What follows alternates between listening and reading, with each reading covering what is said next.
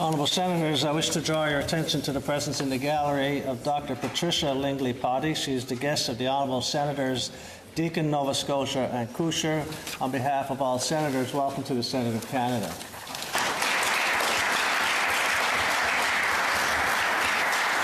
Senator Francis.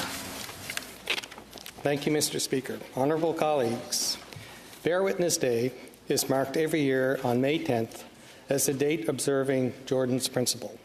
It reminds us of the January 2016 ruling by the Canadian Human Rights Tribunal stating that the Canadian government was discriminating against First Nations children by providing flawed and inequitable on-reserve welfare services and failing to properly implement Jordan's Principle.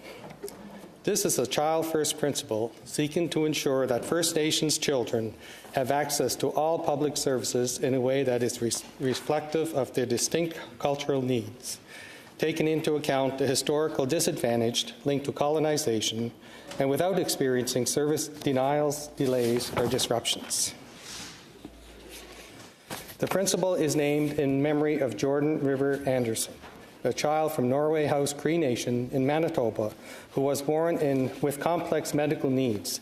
He spent more than 2 years in hospital unnecessarily while Manitoba and the federal government argued over who should pay for his at-home care. Jordan died at age 5 without having spent 1 day in his family home.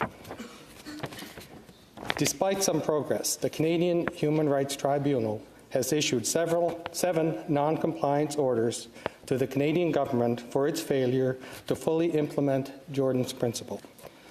First Nations children still experience refusals and delays in accessing public services available to other children, including education, health, childcare, recreation, culture, and language.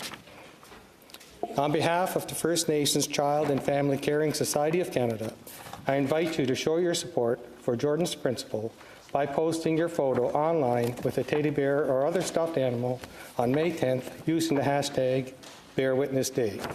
The teddy bear was Jordan's favorite toy, and it has come to symbolize the fight against discrimination of First Nations youth, children, and their families.